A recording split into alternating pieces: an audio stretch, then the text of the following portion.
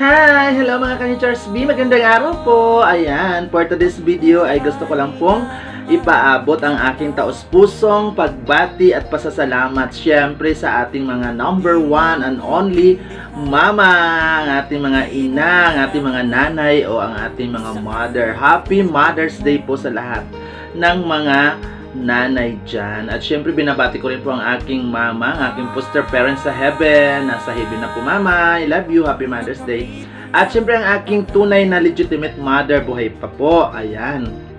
Ang aking mama, si Mother Julia Habiñor. Ayan, shout out sa iyo mama. At syempre ang mama ko sa heaven, unang-una ko siyang binati. Hello mama, happy Mother's Day. Ayan. So at syempre sa mga anak dyan, katulad ko, ayan, wag po natin ipagkait na batiin ang ating mga mama o mother, o di ba?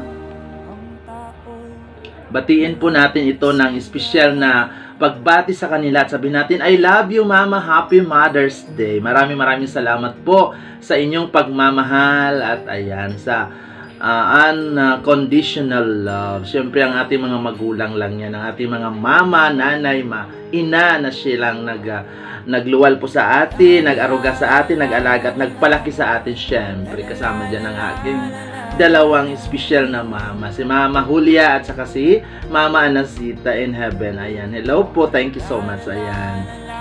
At siguro ang ating mga nanay dyan ay masaya dahil binabati sila ng kanilang mga anak. Ayan, may pa-flower, may pa-chocolate at hindi lang doon, i-hug and kiss po natin. At syempre, hindi lang po sa mga material na bagay, mga ka-Nichers, ang dapat natin ibigay, kundi ang pagmamahal na mula po dito. Ayan. So, lagi po natin silang mahalin, ipadama natin ang pag-ibig natin kasi pag wala na po sila, kagaya ko, na-miss ko po ang aking foster parent. Ayan, in heaven na po siya, nasa heaven na po.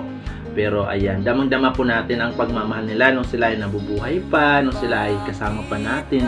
Kaya kayo dyan, mga anak, wag na wag po natin sasaktan sa damdamin at sa loob ang ating mga magulang, o lalo ng ating mga nanay, yung mga mama. Mahalin po natin, ipadama po natin ang pag-ibig at pagmamahal natin sa kanila. Suklian po natin ang kanilang mga pagsasakripisyo sa atin, o diba?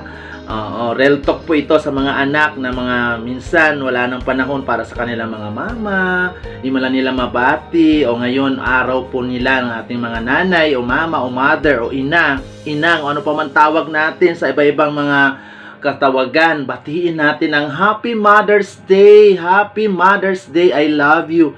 Ayan, para sa lahat ng mga nanay dyan, mga mami, mga mama, mga mamsi, o ano pa man ang tawag natin, inuulit ko, Happy Mother's Day sa lahat. Love you all. Thank you.